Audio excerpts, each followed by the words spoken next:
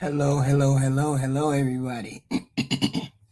We back in the seat again on this Monday morning. Of course, this is the Petty Politic, and you guys see the moniker on. You see the thumbnail, right? And this is about the Voting Rights Act, of course, of them taking away the Voting Right Act.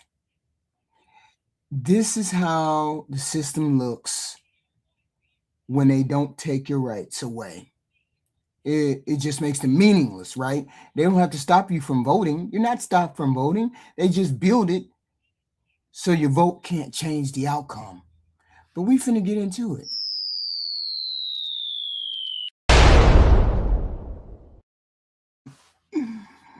See, we always get confused about these kind of things, right? This ain't just about the maps. This ain't just about the politics. This is about the power and who still has it when everything is said and done, right? Now, behind the voting rights case clash over the reality of racism, okay? Because people keep falling back into the idea like we're living in some post-racial country, like race doesn't matter anymore, like discrimination just disappeared, like everything is equal now and we're all on the same playing field. That ain't the reality. Racism didn't vanish. It just evolved. It got quieter. It got more polished. It moved from being loud and obnoxious and obvious to being built into systems, systematic racism, as we say, where people can say, well, I didn't mean it like that. I didn't mean to discriminate against you. I wasn't meaning to do that. Now, the Supreme Court ruling said there must be proof that a racial group was intentionally disadvantaged. The dissent called it well nigh impossible. Okay? Well nigh impossible.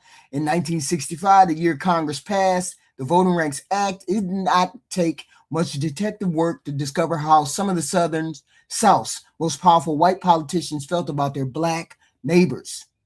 Senator James Eastland, a Democrat from Mississippi who wanted to kill the landmark legislation, once openly stated that black people were an inferior race. During his 1963 inauguration speech, George C. Wallace of Alabama, a Democrat, infamously declared segregation now, segregation tomorrow, and segregation forever. These days, such racism, at least when directed at black people, is rarely openly expressed by white Southern politicians. Okay? But we're seeing a lot of that play out right now. That's the whole point of the Voting Rights Act. That was the whole point of the Voting Rights Act.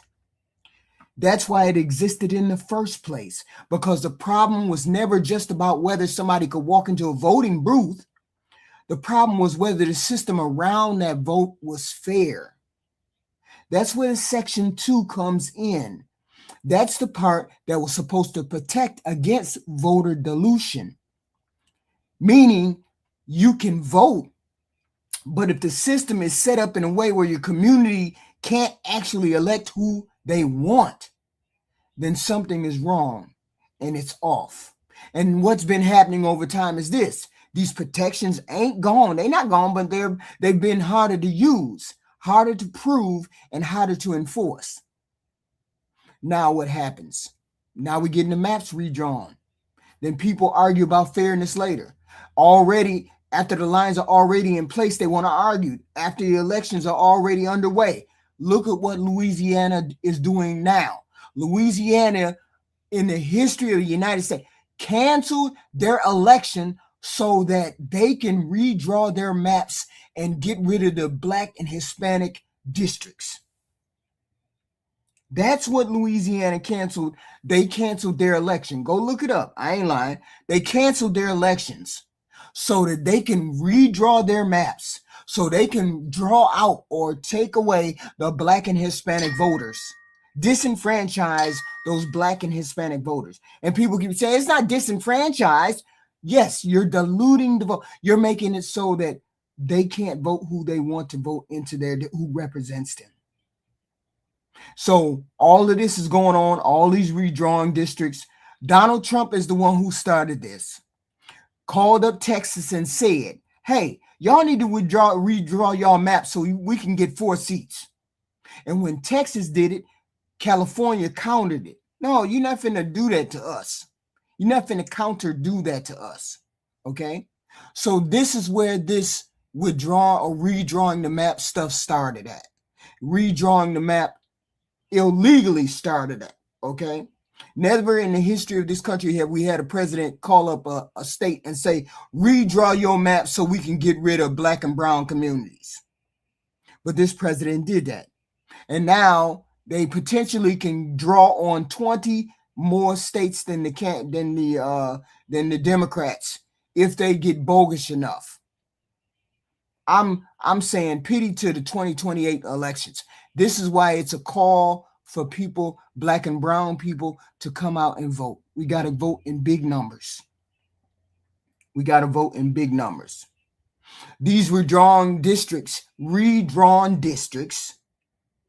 are splitting the community, shifting the lines, breaking up groups that used to have a stronger collective voice. People are really confused about this voting rights decision. I'm hearing people go, oh, this is wonderful. Now we can finally get back to being colorblind. The best way to stop racial discrimination is to stop discriminating by race, which sounds really, really smart, except it's really, really dumb. The Voting Rights Act is Dr. King's act. It's Dr. King's law. Nobody more committed to a colorblind society than Dr. King. So then why was he fighting for this law in particular?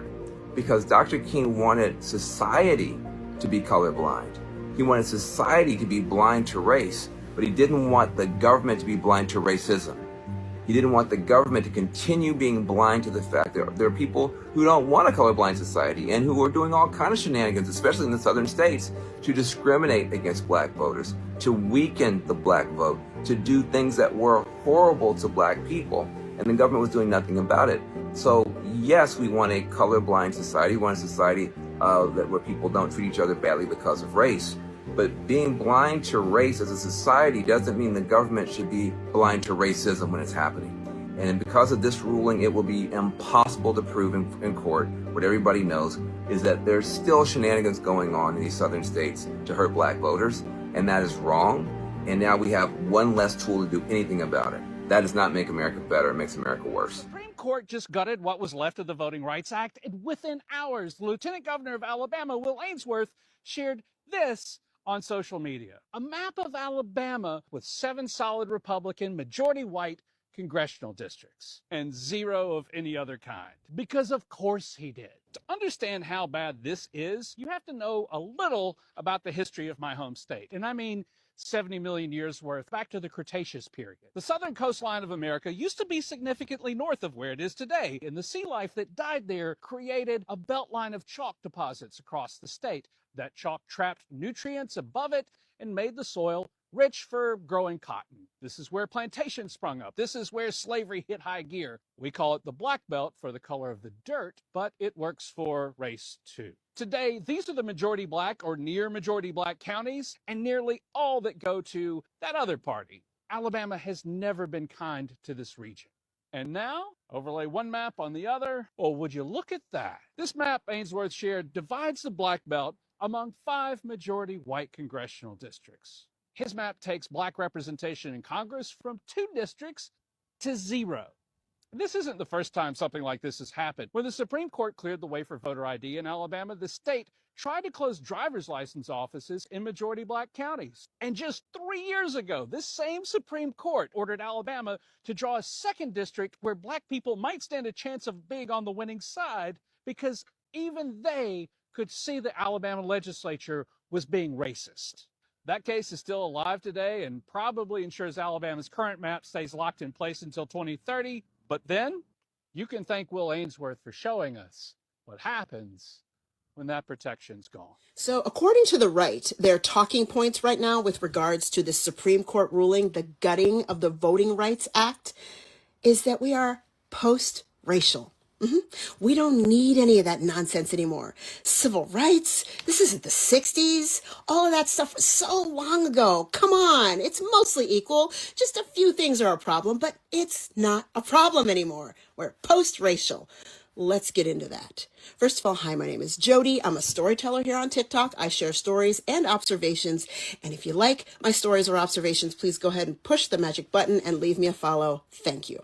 All right, so I find it is the best to talk about a situation when you take yourself out of it and look at it from a different perspective. So that's what I'm going to do today. So imagine for just a second, there's this husband and wife.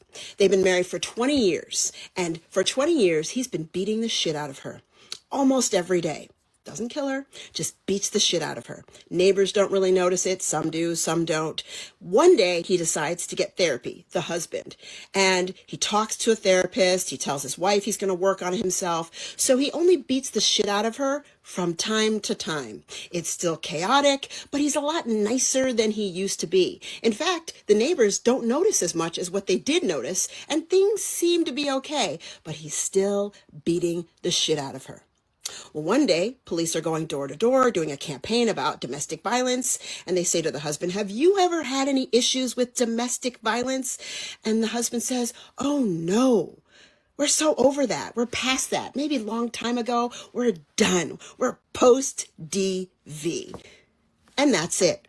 That's what you do when you say to Black people and white people, and you go straight to white people and say, "Are we post-racial?"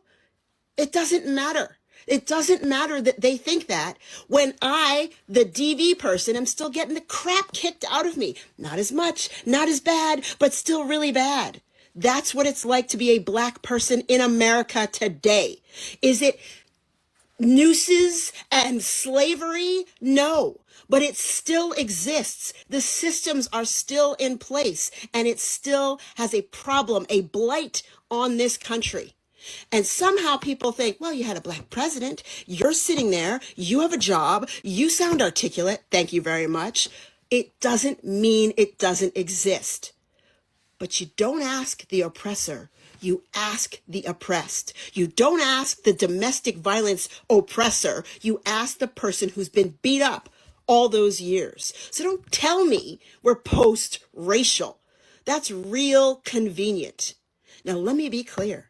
Again, do I think that all white people are racist? Because somehow, no matter what you say in this country, it's, well, she said that all white people are racist. Never said it. Don't think it. So don't come for me about that. You can disagree, but don't come for me about that. So in conclusion, are we post-racial? No. And the fact that somebody's trying to push that proves even more that we are not. Let me know what you think in the comments. White people.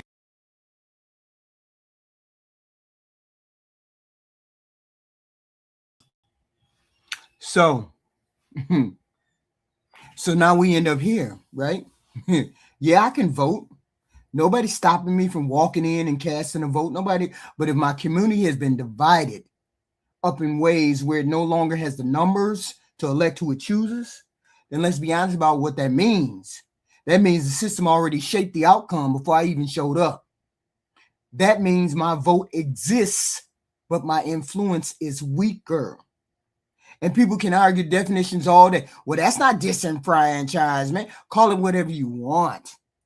But on the ground, it looks like this. I show up, I vote, I participate, and the structure around me makes sure my vote don't land the same as somebody else. And this is where the post-racial thinking becomes very dangerous, because if you pretend that race no longer plays a role in our society, then you stop protecting against the ways it actually still shows up. Just less obvious, because now it ain't signs on the door. It ain't colored water fountains. It's lines on a map. Now, if it ain't somebody telling you can't vote, it's a system making sure your vote doesn't carry the same weight. And this is hitting Black communities, Hispanic community. Anybody whose power comes from being able to come together in numbers can be weakened when those numbers get split apart. That's wild. Hold on. Go back. People need to understand how gutting the Voting Rights Act impacts you, not just black people. Back in 1965, the Voting Rights Act was created to stop racial discrimination in voting. This is where folks get lost. The fuck am I? They don't take your ballot away, they just redraw the maps. Every 10 years, the states redraw their congressional districts. They decide which neighborhoods go into which districts, and that decides who your representative is. So, if black people make up 40% of a state, then they should have 40% of the influence. First one is called packing, and the other one is called cracking. You can look that shit up on your own time, because I'm here to talk to the Caucasians. And yes, that includes Indians, Mexicans, and Asians, because I know a lot of y'all voted for DT too, and because you have a little bit of an easier time indoctrinating yourself into whiteness. Don't believe me? Have you ever been called an Oreo? So this is why I say it matters to white people, because this administration is trying to treat everybody like black people. Remember Alex Preddy and Renee Good, the two white people that got killed in Minnesota and the whole country went ballistic? You really think that was the only people that got killed by ICE? No. Here's a list of minorities that also got killed that you probably never heard about. Now what you've seen from Renee Good and Alex Preddy is the type of treatment that black folks have been going through forever. Now white folks, I want you to listen very, very clearly. Your racism doesn't necessarily come from using the N-word.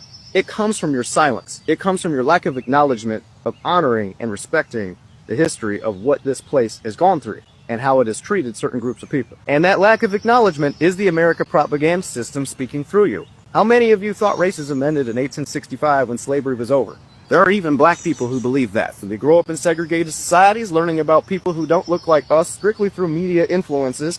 And you know what? We're pretty much brainwashed to believe that anyone who has darker pigmentation, their life just isn't as valued. Now, this administration knows they're probably not going to win, because they're not very popular, and they're going to do everything in their power to maintain in power, which is why when midterms come around, they're going to try to make sure our vote don't really matter. And I believe white folks are starting to wake up and can make a huge impact in this next election. So if you don't want to vote on behalf of protecting black people, then vote on behalf of protecting yourself. Because if you don't, we're all going to live in an economic totalitarian surveillance state, which is a lot like the ghetto.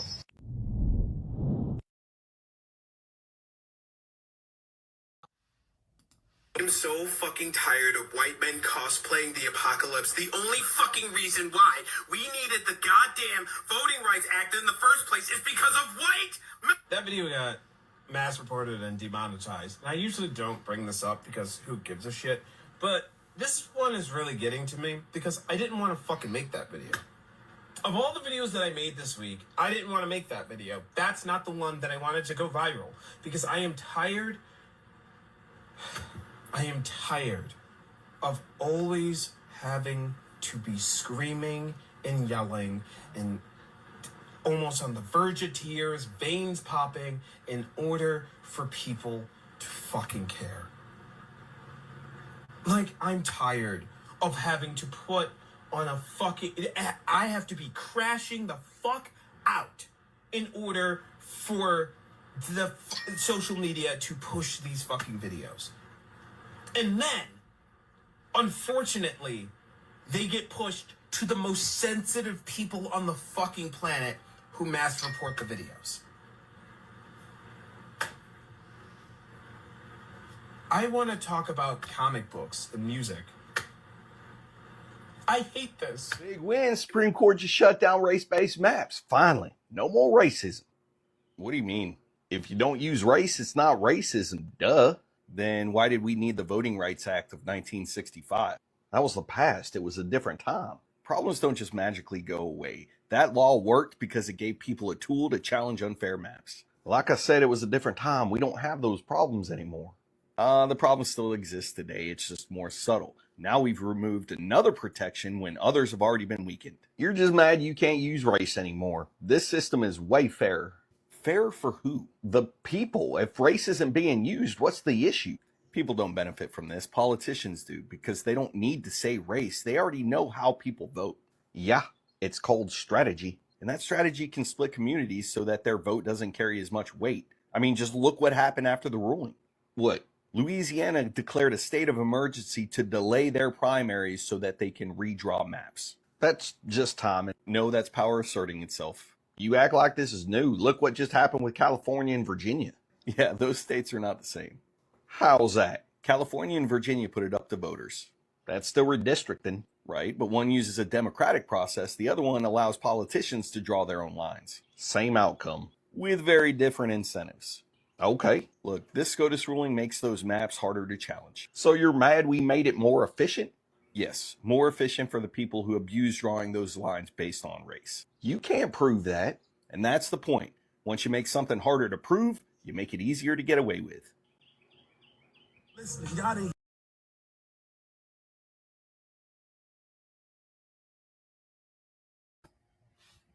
So yeah, you can say the rights are still there, but even though they gutted this act, you can even say everything is fair on paper. But if the system is being shaped in a way that reduces how much those rights actually matter, then something fundamentally is very, very wrong. And once you see that, you can't unsee that. And you don't look at it the same way ever again. And I'm gonna play this last video of this guy, right? And I appreciate you guys coming out. Please like, share, and subscribe if you like the content. But let's listen to this video going out the door, because I thought it was very profound and apropos. Very, very apropos. Listen. Hear what he just said. So black people have only been full humans in this country on paper from about 1968 to now. This tiny window of time, black people have been seen by the law as full humans. And now that's getting rolled back every single day. But if you wonder, like, why can't black people get it together? Why aren't black neighborhoods better? Blah, blah, blah, blah, blah. We just got free. And to bring it home, I always use my family tree. My father's been able to trace his side of the family back to the early 1800s, 1820s, where Ben Plummer was enslaved in North Carolina. Ben Plummer had parents, so I know that my family's been here since the late 1700s, early 1800s, longer than most white people's families in America. I, born in 1975, so from the late 1700s to my birth, I'm the first person in my entire family tree born with full human rights. First generation. Been here since the 1700s. I'm the first generation of plumbers born with full rights. And so what I tell my students is, the fact that you even exist today makes you amazing. Black people should have been extinct, giving the hundreds of years of slavery, then 100 years of Jim Crow and racial violence. We shouldn't even exist on the planet. But not only do we exist, we thrive. We create the culture and trend that shapes the world. People follow us. People use us as the arbiter of what's good and what's bad, what's cool and what's not. They take our food, they take our style, they take our language. Still don't really want us, but we're still here. And that's the thing that I want students to get. Y'all didn't just hear.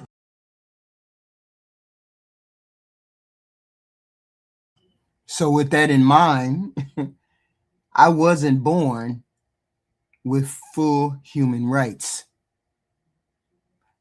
Let that sink in. I, speaking to you now, was not born with full human rights, because I was born before 1968. That's wild to me, that I was not considered a full human being until these voting right acts came into full play. And I was forced to be considered a human being at that time, legally. And people think it's okay to get rid of all of that.